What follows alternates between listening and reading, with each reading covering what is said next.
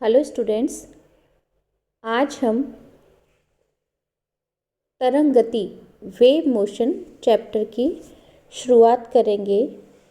यह चैप्टर प्रकाशिकी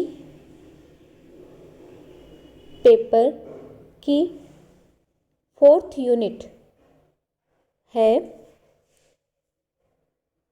तरंग गति वेव मोशन में सबसे पहले हम तरंग के बारे में अध्ययन करेंगे। आकाश में ऊर्जा के संचरण की दो विधियां हैं। ऊर्जा के संचरण की दो विधियां हैं, कणों के द्वारा और तरंगों के द्वारा। कणों के द्वारा ऊर्जा के संचरण की इस विधि में जो कण की ऊर्जा है वह कण अथवा द्रव्य के साथ ही संबद्ध होती है,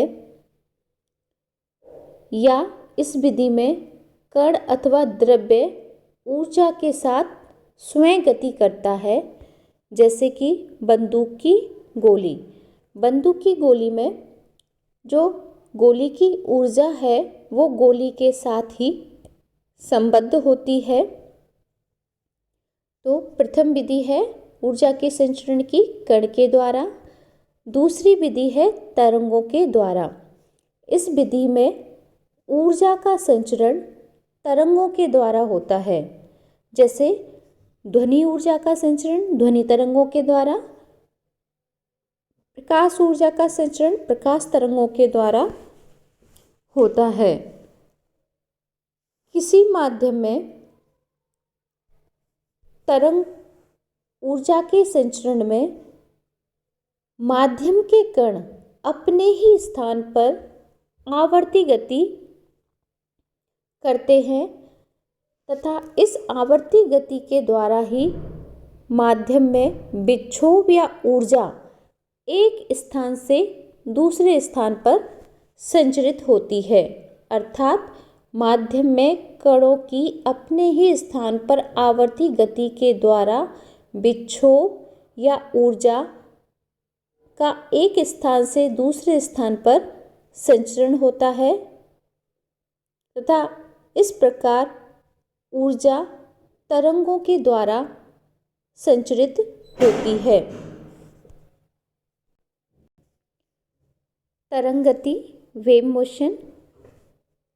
जब किसी स्थान पर विक्षोभ या कोई भौतिकीय घटना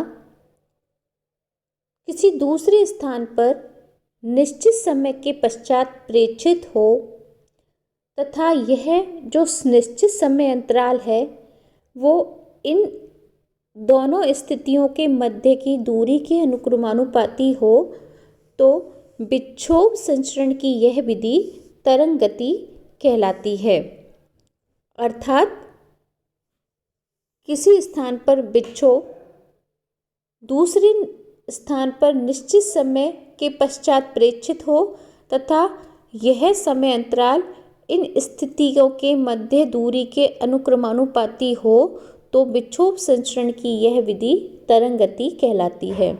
माध्यम में संचरण के आधार पर तरंगें दो प्रकार की होती हैं। माध्यम में संचरण के आधार पर तरंगें दो प्रकार की होती है। पहला है यांत्रिक तरंगें जिसको बोलते हैं मैकेनिकल वेव्स, दूसरा है विद्युत चुंबकीय तरंगें इलेक्ट्रोमैग्नेटिक वेव्स। सबसे पहले हम यांत्रिक तरंगों के बारे में देखते हैं। यांत्रिक तरंगें मैकेनिकल वेव्स। ये तरंगें एक प्रकार का आवर्ती विक्षोभ है जिनके संचरण के लिए माध्यम की आवश्यकता होती है। अर्थात यांत्रिक तरंगों के संचरण के लिए माध्यम की आवश्यकता होती है तथा इन तरंगों का संचरण माध्यम के प्रत्यास्थता गुण पर निर्भर करता है, या इन तरंगों के संचरण के लिए माध्यम के प्रत्यास्थता गुण को उपयोग में लाया जाता है।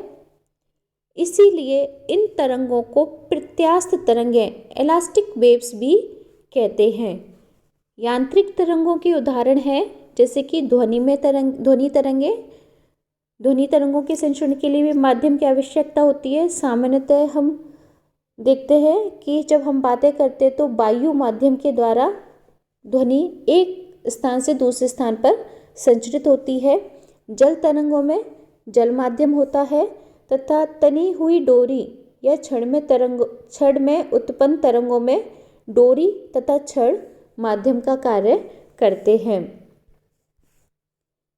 यांत्रिक तरंगें भी दो प्रकार की होती हैं। पहला है अनुप्रस्थ तरंगें, दूसरा है अनुदैर्ध्य तरंगें। अनुप्रस्थ तरंगें तथा अनुदैर्ध्य तरंगें। ट्रांसवर्स वेव्स, यदि माध्यम के कण तरंग की गति की दिशा के लंबवत करते हैं या माध्यम में विक्षोभ का संचरण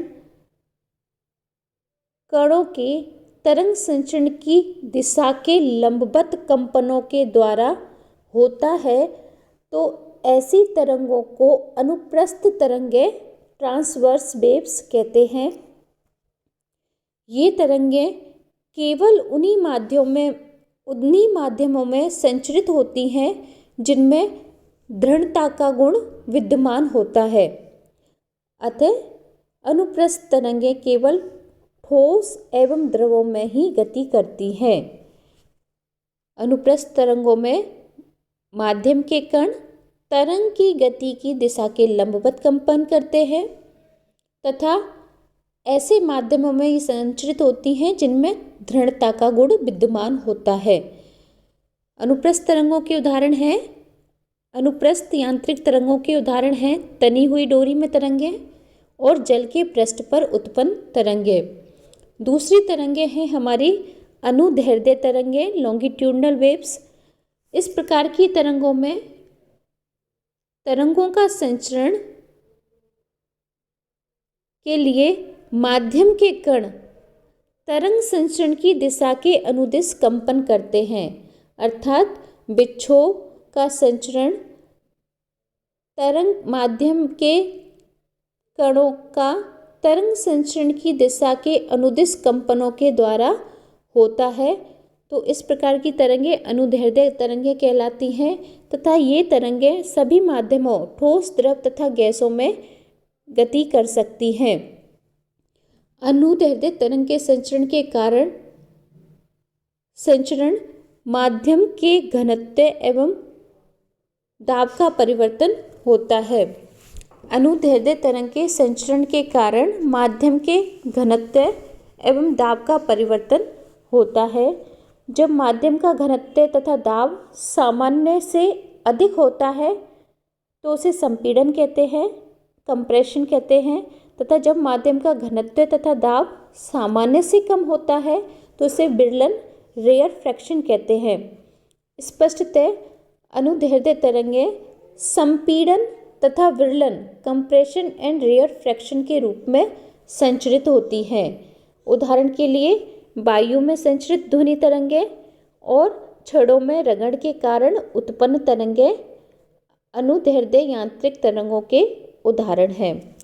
अब हमारी दूसरी टाइप की तरंगें हैं। पहली थी यांत्रिक तरंगें, दूसरी है विद्युत चुंबकीय तरंगें, इलेक्ट्रोमैग्नेटिक वेव्स। विद्युत चुंबकीय तरंगों का संचरण विद्युत तथा चुंबकीय क्षेत्रों के आवर्ती परिवर्तनों के द्वारा होता है, अर्थात समष्टि में विद्युत एवं चुंबकीय क्षेत्र सदिशों का मान सरल आवर्ती रूप से समय व स्थिति पर निर्भर करता है। विद्युत चुंबकीय तरंगों में विद्युत क्षेत्र तथा चुंबकीय क्षेत्र परस्पर लंबवत तलों में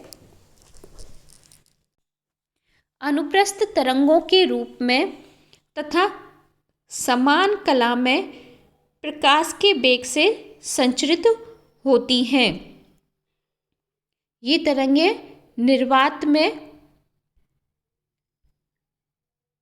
लाक्षणिक वेग जो कि प्रकाश के वेग के बराबर होता है 3 × 10⁸ मीटर पर सेकंड से संचरित होती हैं।